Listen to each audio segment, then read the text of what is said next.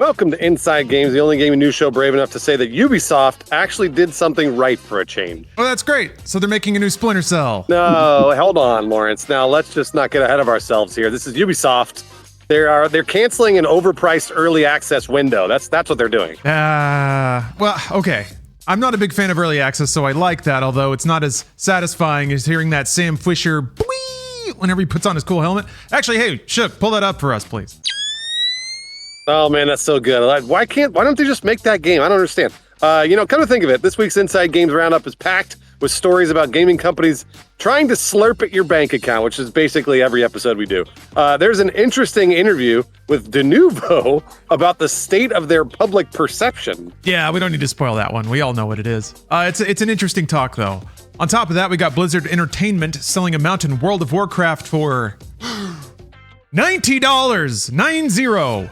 Oh my God. What? Oh my gosh. The gaming news is for high rollers only here. So let's throw to the one man that always gets a comped mango teeny bucket at the local Applebee's. That's Brian Gaar, baby. Tell us about Assassin's Creed Shadows, Brian. Oh man, I'm trying to make that $90 World of Warcraft mount money. First of all, I can only Rooster Teeth didn't pay that well. All right, but on to the first story. Bad news if you got the Assassin's Creed Shadows Collector's Edition, you won't be getting early access. Sorry about that. Insider Gaming reports that Ubisoft removed early access from the Collector's Edition, which the publisher confirmed in a recent Discord Q&A. As a result, the price of the Collector's Edition will drop from $280 to $230 big ones. Oh, and Ubisoft also said they won't put a season pass in for the game, so that's great. Does that mean we won't get skins? I need my skins. Now, it's been a weird road for Assassin's Creed Shadows. You may remember the game was supposed to come out later this year, but last month they announced it's been delayed until February 14th. The team at Ubisoft Quebec had reportedly been pushing for a delay so that they could do further polishing.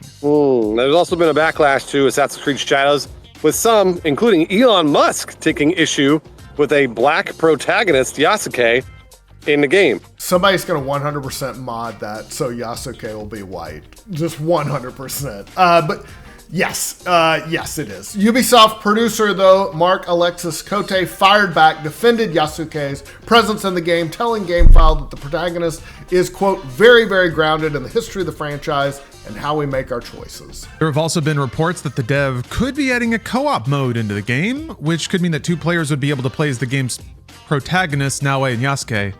That'd be cool, I guess. Yeah, that'd be really cool, yeah. I'm into them dropping the price as a result of killing early access, but that also means that they think early access is worth $50, which this is what kind of gets me about early access is I feel like it's the way that they've been able to raise the price of games. Everyone was mad about them going up to 70, but nobody seems to really clock that it's the same thing when they charge $110 for 3 days of early access. $280? Like $280 for an Assassin's Creed? That's just insane. If I got to play it a year early, I wouldn't pay that. Look, I will give Ubisoft credit for this one thing. They're at least getting rid of the season pass and the early access, and people have been begging them to do that. So they decided to do that. I don't know if it's going to be good for business, but they're doing it. Yeah, that's what's scary, and what a lot of this news reveals is that companies are rarely discouraged from offering digital trinkets at increasingly ridiculous margins. It just doesn't feel good. Like, it's just going in the wrong direction. So I guess for Ubisoft to roll it back and hopefully offer a game that's just a solid value proposition without a bunch of like additional marketing, people seem to respond really positively to that. I think Black Myth Wukong was a really good example of that. It's just a game, man. Just pay your money and you get your fat game and you play through it. That's it. That's it. For now. All right, moving on, talking about Denuvo. Their representative says this product doesn't suck. We all know their reputation, right? Anti-piracy software. I would say we know it more from slowing down your PC games than actually doing stuff like preventing piracy or cheating. But yeah, don't worry. Denuvo's on a PR blitz lately to say they're actually good, and their product manager wants you to know he is a gamer too. This is one of my favorite quotes of all time in this story. In an interview with Rock Paper Shotgun, Andreas Olman said commenters on forums like Steam contribute to a, quote, very toxic, very hostile environment about Denuvo. That's not even my favorite quote. He denied the persistent allegations about Denuvo affecting games' PC performance, saying, quote, Our solution simply works. Pirates cannot play games which are using our solution over quite long time periods. Yeah, and he said, as a result, these angry would-be pirates are trashing Denuvo, and Olman's not having it. He said, there's a huge community, a lot of people on this planet who are not able to play their favorite video games because they're not willing to pay for them, and therefore they have a lot of time to spend in communities and share their view and try to blame Denuvo for a lot of things. Does he know how video games work? Brian, I'm glad you asked that question because he added, this is my favorite quote ever. He added that, quote, I'm a gamer myself, and therefore I know what I'm talking about. Okay, so I have to admit, I did read the entire interview because I'm really fascinated about Denuvo. The quote's great. It's really easy to read it in a negative context, but the way he describes everything is just very clinical. So he was trying to say that he's part of those communities, so he knows what the politics are like in those communities. And I think his estimation of those politics is correct. He actually talks about how like they have no real power here because there's no public-facing benefit for Denuvo, right? It only stands to slow your game down. The only benefit that you theoretically see is that the publishers make so much more money, and then they can make such a much more amazing video game with more content and expansions. And all right, fine, but that's all kind of like, you can't convince somebody of that downstream effect because they don't experience it personally. So he's like, it's funny to see this dude try to math out how impossible the PR situation he is in to try to win people over because he doesn't really have any ammunition. Anyway, it's a great quote. It's a great story. I think Denuvo's place in the industry is kind of fascinating too. Yeah, it's like he's trying to defend security tags on clothes. The ones that like spray paint on them if you steal. So yeah, you're right. He is in a hard spot. Lawrence, you're right. He is correct too. Like all the things he was saying was correct, but then the quote at the end, the I'm a gamer myself thing, like this is like the meme, the heartbreaking meme, worst person you know makes a great point. Like, dude, shut the fuck up. Just say the thing say the Denuvo is great and it saves people money. Don't then say, I know, I'm in those communities. Like we don't need to hear that. It's okay. We believe you. Yeah, speaking of, I guess you just got to put something out there and say nothing at all. Because that's it seems like that's what Blizzard has done. Man, a lot of World of Warcraft fans out there are not happy after Blizzard just released a new mount that some, perhaps even you, viewer, are seeing as a blatant cash grab. Yeah, this week Blizzard unveiled a new $90 mount for the game. It's the new horse armor. It's called the Trader's Gilded Brutosaur. It's, quote, adorned with a 20th anniversary themed harness encrusted with gems, and those apparently represent all the DLCs. So that you can show all your friends you got a lot of disposable income, I guess. Man, oh man, Blizzard, you know what? I don't know if Blizzard has any scruples left.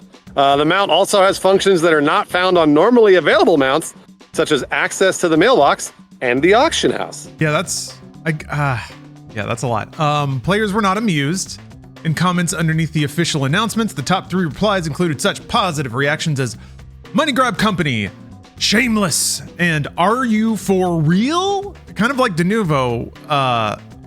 Well, I guess it's kind of the invert of Denuvo. Like, what reason do they have to stop? You know, if people are buying it, and if nobody's going to cancel their subscription over it, and even if they do, what is World of Warcraft, like $15 a month? One of these mount sales is what, 6 months? Sheesh, they can't stay away for that long. So, God, I don't know. What sucks about it, the reason it makes my skin crawl because it feels like there's only encouragement for game companies to release more expensive stuff. You know, I'm scared because they have us all. They could just go nuts on it. And sometimes they do. There was like the League of Legends skin that was hundreds of bucks or whatever, but it's only good taste holding them back, and the boundaries of good taste are basically obliterated in the world. Yeah, has WoW not made enough money?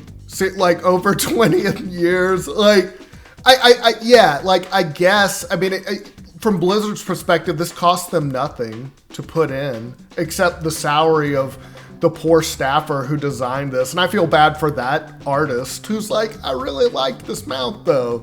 And now it's just, you know, this hated thing. But you've made enough money with WoW.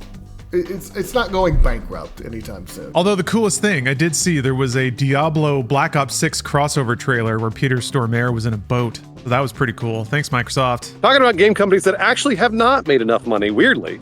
Insomniac has decided there's going to be no more Spider-Man 2 content. Yeah, that's kind of surprising, right? Insomniac Games, obviously the developers behind Marvel's Spider-Man 2, shared an update that may disappoint some folks out there. No additional content will be added to the game's story from this point forward. Insomniac senior community manager Aaron Jason Espinoza told Eurogamer that the studio has, quote, no additional story content planned for Marvel's Spider-Man 2, but he added they're bringing all the previously released post-launch content to the PC version that's coming out in January. It's going to have New Game Plus, the new suits, color variants, so that's cool.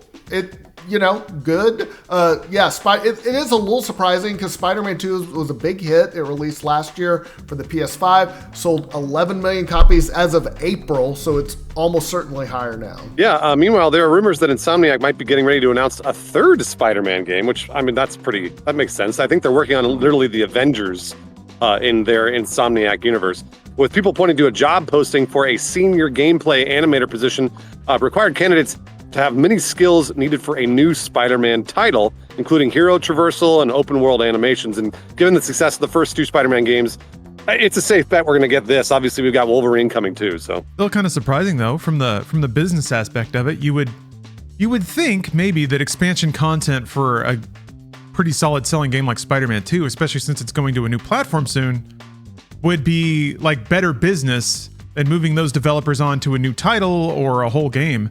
So maybe they're looking at a shipping deadline and they just have to move people around, or they have a new project that they think will earn them more money in the long term than Spider-Man 2 expansion content. It's kind of interesting to sort of think about the mystery in reverse, like what could have prompted this move or that decision. Hard to say. We'll know within a decade, I guess, right? Lawrence, I'm gonna propose this. I think they were working on DLC and it was ballooning. The cost was ballooning. It was going to like 50 million for a 5-hour DLC, and they're like, never fucking mind. Like, we got to stop this right now, because that's what's been happening. Which is all of these things generally, these games budgets have been ballooned, just going crazy, getting to the 300 to 400 to 500 million range, and that might have been the problem, is that they're going to sell this DLC for $20 and never make their money back. They're like, this isn't Elden Ring. What are you doing? All right, let's do a 5-second review. I'm talking about Warframe. I know it's an 11-year-old game, but hear me out. I just got back into it recently, and I've been balls deep in it for like a month. This is the best free-to-play game ever. It costs nothing to play Warframe. It's the most addictive game I've ever played. That's all. But it's insane. Like, it's not free to start or what. It's just free. I know this sounds like an ad for Warframe. I'm just like hooked on it right now. Also, I'm a Calervo main. People keep recommending Warframe to me. I have yet to play it though. I've heard it's the best free-to-play game that exists. You can play everything in it for free. All the updates, like it's I feel guilty at this. Like, I'm gonna buy their currency just to like support it. All right, let's move on to the video games that are coming out this week. First up, Life is Strange: Double Exposure. When Max Caulfield finds her friend Safi dead in the snow, she tears open the way to a parallel timeline. Here, Safi is still alive and still in danger. With her new power to shift between two timelines, can Max solve and prevent the same murder? It comes to PC, PS5, and Xbox Series X October 29th. Dragon Age: The Veil Guard. Unite the Veil Guard and defy the gods. In Dragon Age: The Veil Guard, it's an immersive single-player RPG where you become the leader others believe in. It comes to PC, PS5, and the Xbox Series X October 31st. Next up, we've got Shadows of the Damned Hella Remastered. This was a fun game back in the day. Shadows of the Damned, an action-adventure road trip through hell, has been remastered at last. Get ready for a story about rock, love, and just a little bit of demon slaying. Join the crass Garcia Hotspur and his bony buddy Johnson, that's his gun, as they traverse the depths of the underworld to steal back Garcia's kidnapped lover Paula from the clutches of Fleming, the Lord of the Underworld. Shadows of the Damned Hella Remastered comes to PC, PS5, Switch, and Xbox Series X on October 31st. And we heard you. We know you want more remasters, so we got one. Horizon Zero Dawn Remastered. Experience the critically acclaimed Horizon Zero Dawn with stunning new visuals and upgraded features in a far future where the colossal machines roam the earth, pockets of humanity survive, and unique tribes among the lush, overgrown ruins of our long-lost civilization. Comes to PC and PS5 October 31st. And while we don't have a $90 mount to sell you guys, we do have thanks to sell you, I suppose. We do have a Patreon, and we'd like to thank some special patrons that support this show directly and allow us to make this cool show. Alex Stone, John Warren Gallardi, Mason Hoover, Zach DeHack, Blunt Smoking Anus Destroyer, Talia Monochrome, and Pitstrip, thank you very much for the support. And I've got some patrons that are actually going to send us $90, and they're not even getting the World of Warcraft mount. I don't even know. I don't know why they're doing it. Spirit Bear, Dougal Tutpo, Ray Pichardo, Lenny Neves, Brown Sugar, Aaron Fraze, and Keto White. Thanks for sending us all of your money. You don't have to do that as a joke. Bruce, it looks like you're standing in front of a Silent Hill save point right there. You're kind of right. Like it feels like it's like the end of the world right here. There's an army missile testing site beyond that point. What's the name of James's wife in Silent Hill? Maria? Mary, that's what it is. Maria's the sexy one. the one you wish Mary could be with her cute little mini skirt. Mary? Mary, are you back there? Mary?